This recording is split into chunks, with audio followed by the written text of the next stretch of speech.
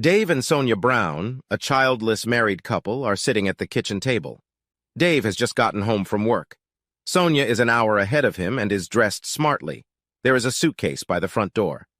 Now, Dave, the main thing I want you to finish this weekend is painting the nursery. The paint cans are right outside the door, and the guy at the store said you need at least 2 coats. Oh, before I forget, did you ask your parents if we could paint the spare room? I know they said to treat this house like our own, but it's still just common courtesy. Yeah, they're fine. Remind me again, Sonia, why do we need to paint the nursery now when you're not even pregnant? Sonia sighed at having to say all that again. She was very fond of Dave. He was a good provider and would make a great father when the time came. But he could be annoyingly absent-minded at times. Because, Dave, I'm off the pill now, so it's only a matter of months before I get pregnant and maybe another year before the nursery has little inhabitants. I told you I did a little research showing that even the safest paints give off toxic fumes within a year of application. The main reason I'm leaving with Bev this weekend is because I'm sensitive to the smell of paint. Otherwise, I would stay and we could do this together. Now here's what I propose. First thing tomorrow morning, you have to take my car to the service shop. They'll give you another one in exchange for the day. I've already booked it. You come back here and apply the first coat of paint. That should keep you busy until about lunchtime. Then, if the car service is done, take the car and go to your mom's. She'll feed you lunch. Usually mowing the lawn takes you most of the day. Dinner for tomorrow is in the freezer. Sunday morning, apply a second coat of paint and please keep the nursery door closed so the fumes don't soak the whole house. Bev had me tell you that Mick will pick you up around 1 o'clock for a round of golf. You can have dinner at the clubhouse and Bev will drop me off here around 8. How's that sound? Wow, I'm going to be a busy, organized bee this weekend, aren't I?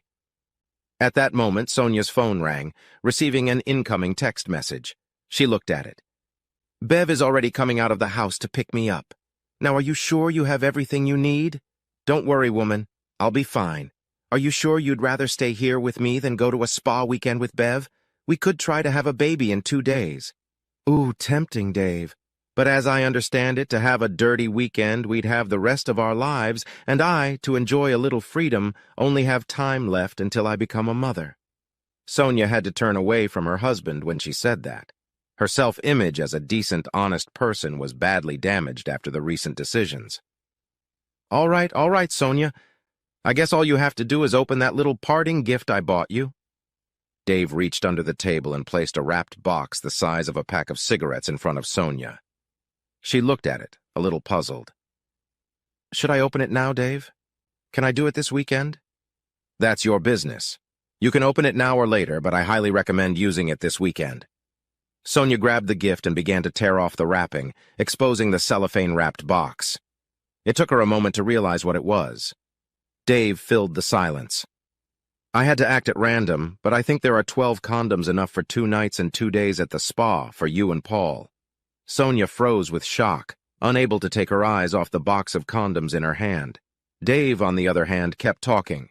Also, I suppose your huge list of tasks for me to do while you're away should keep me from thinking about questions like, why did Sonia dodge my question when I asked what spa you and Bev were going to? Or, why did she discourage me from calling her this weekend? Sonia couldn't move, couldn't think, couldn't act. Her foolproof plan to have one harmless pre-motherhood affair, instigated by her best friend, had just blown up in her face. She was shocked. Did you save the receipt for the paint, honey? Yes.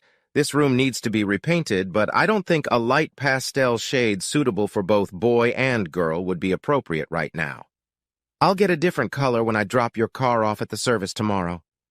I suppose, reasoning logically, you have no reason to rush out on Sunday afternoon now that I know what you're actually going to do. Oh, great acting, by the way. You were really convincing in your lies. Unable to believe the empty words, Dave fell silent and watched Sonia destroy herself with self-incrimination. Leading up to this point, he had wondered if she had a plan ready if the real reason for her trip was ever revealed. Now, watching her book-like face, he realized there wasn't. Interestingly, she didn't deny what he had said. Maybe the fact that he not only knew what she was going to do this weekend, but with whom, convinced her that lying was useless. Maybe she finally remembered how fundamentally honest she was. He waited until she looked into his eyes to get an idea of what she was thinking. And he did. Finally. Do you suppose I'm still going away for the weekend? I can't leave now. I have to stay. Why, Sonia? Well, the thought of settling down and having a baby was scary, so... No, Sonia, why do you want to stay here this weekend? What's the point? What would you accomplish? If Sonia had looked stunned before, now she looked utterly confused. Achieve, Dave? So I can explain what, Dave? You can forgive me, can't you? After all, I haven't done anything yet. Yes, you were planning to, but not now, Dave, not ever. If Sonia had dared to look at Dave's face, she would have realized how dead the horse she was spurring was. She justified her actions in her own head before deciding to finally give in to Bev's whining and join her on one of her secret weekends away from her marriage. If she'd ever considered the consequences of being caught ex post facto, she'd bet her marriage was strong enough to survive it. Now, knowing that nothing had actually happened, forgiveness was already granted in her mind. All she has to do is weather the storm. Repent. That would bring back her plans for her life. When? In 6 months? In a year? That's what she thought, and that's why Dave's next words confused her. Just go, Sonia. Go to your lover. Go to your mother. Honestly, I don't care where. Just go. For the first time since Dave's revelation, Sonia dared to look into her husband's face. He was looking down, and his expression was unperturbed. The only noticeable hint of emotion was the moist glow in his eyes. Sonia thought it best to leave for a while. Right now, Dave was clearly angry, and she didn't want him to say anything that he wouldn't easily take back. She was already composing a story in her head for her mother. How long do I have to stay away, Dave? Dave looked at her and shook his head. Always, Sonia. Sonia's jaw dropped. Dave ignored her reaction. Yes, we had 5 good years, but it's over. There's nothing left to talk about. We don't have kids, and this house belongs to my parents. We both make about an equal amount of money, so there's no need to even try to talk about child support. I've spent the last 2 days hiding our money. I guess that's fair since I haven't spent a shit in all the time we've been together, and you've spent your share on clothes, that flashy car, and your weekend trips with Bev. I closed my accounts and credit cards just before coming home. I suppose you could go to a lawyer, but that would cost you more than what you could get back. If I were you, I'd take it as a learning experience for your next relationship. One last thing, Sonia. Dave paused spectacularly. Fuck you. Sonia was completely confused again. She did nothing to justify this reaction. Unless... Dave's mention of other trips implied that he thought as if she'd been on similar trips before. All the previous ones had either been genuine holiday weekends or her cover for Bev's shenanigans. That made her relieved. Oh my God, what, you think I cheated on you already? Well, I didn't. This was supposed to be the first time, the one time. Yeah, Bev spent ages talking me into joining her on one of our trips, but I never did. After all, she had seduced me and scheduled Paul, one of her lovers. It doesn't matter if it's the first time or not, Sonia. You've proven yourself such a consummate actress and liar in the last 2 days that one way or another I'll never believe you again. That's what happens when you get caught in a lie. You lose credibility. But it doesn't matter.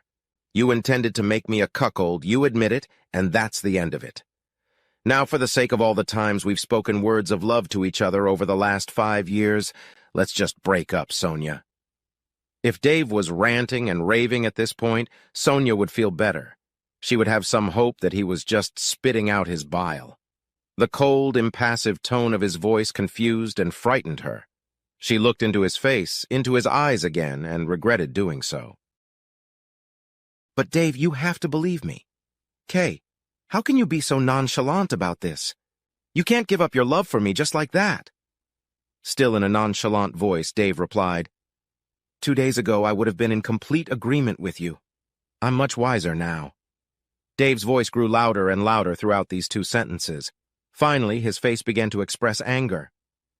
On Wednesday, I get home from work a few minutes early with flowers for you, I might add, and I park on the front lawn to wash the SUV.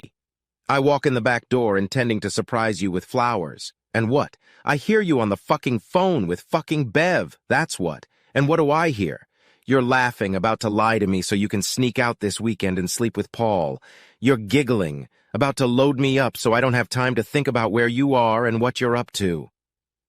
But Dave, You know I always giggle when I'm nervous. You, laughing, stabbed me in the back. It took all my love away almost instantly. Knowing that I would just kill you if I continued to the kitchen, I quietly walked away. It's all been a game on my part ever since. Dave fell silent, his chest heaving and his eyes glittering with hatred.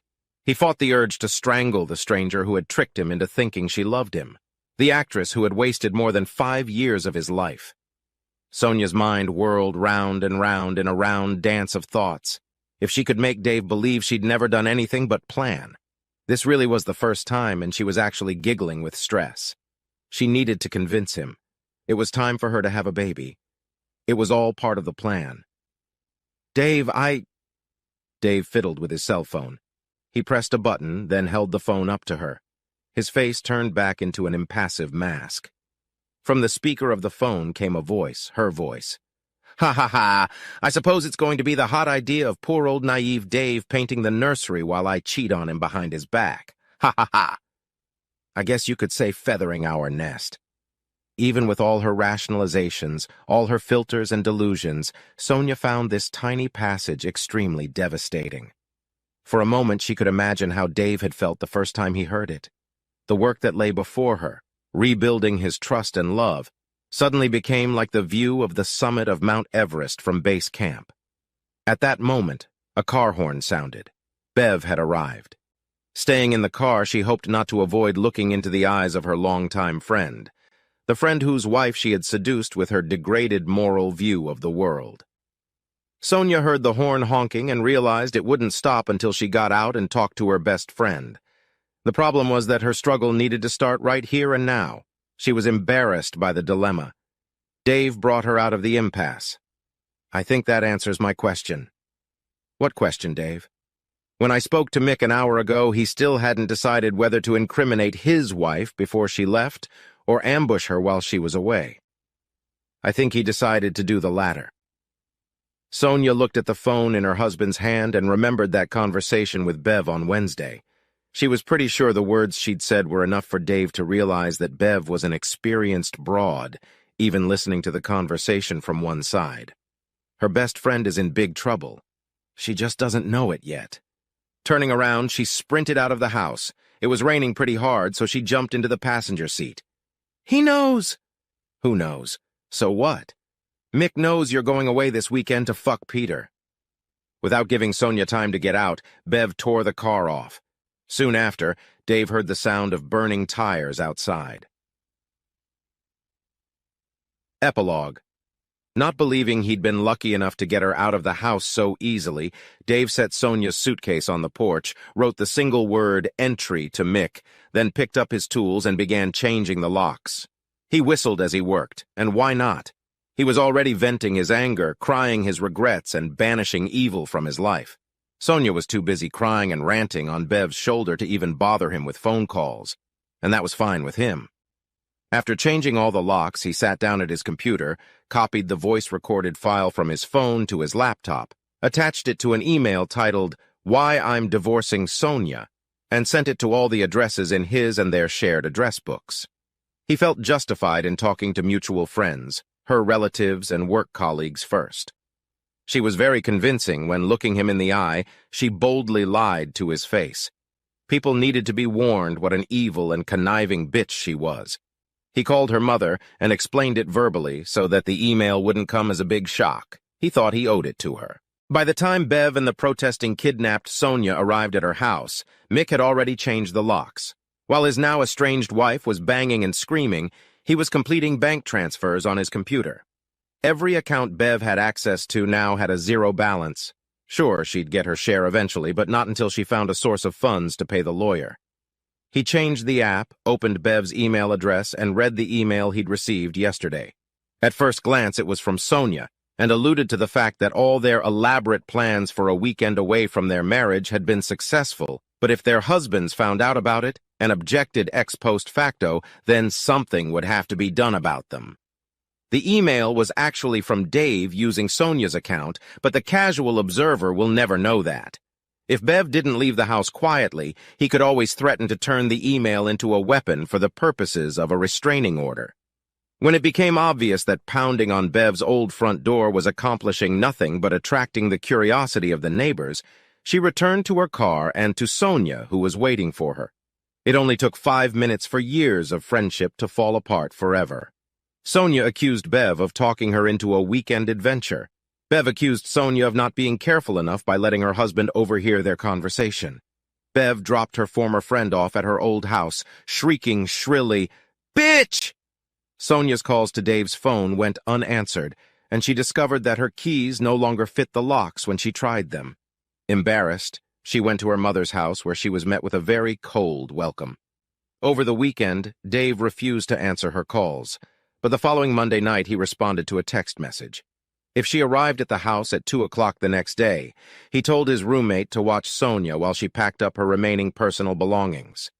Meanwhile, Sonia reasoned that since Dave had been so nonchalant on Friday, he wasn't all that upset, and, with a proper spat, he might one day forgive her. She knew he was a very controllable man. So her plan was to sneak into the house on Tuesday, cook him an amazing meal, and then meet him at the door dressed for sex. On Tuesday, their neighbor let her into the house and said he would be back later to check on what she planned to pick up. Sonia wandered around the house, already feeling like a stranger. It smelled like paint, and the door to the children's room was closed. Curious, Sonia decided to see what color Dave ended up choosing. Opening the door, she stepped in, and the blood left her face. Sonia realized that she had mistaken Dave's visible emotions for what he was actually feeling. He'd used the paint she'd brought. Written in angry letters across the wall were the refrain, "Whore," "Stolen 5 years," "Bitch," and "Betrayal." Sonia leaned against the door jamb as it all hit her. She looked down in horror. The paint was still wet and left a wide streak on her arm. She bounced away from the door, shivering, feeling as if she'd been branded. Branded with horrible words screamed at her from the walls. For the first time, Sonia saw her actions for what they were. The damage and pain she had caused both her husband and herself. Screaming in sympathy for her husband and for her own loss, Sonia Travis, née Brown, packed her belongings, and with a sense of dread at the pain and humiliation, left her home for the last time.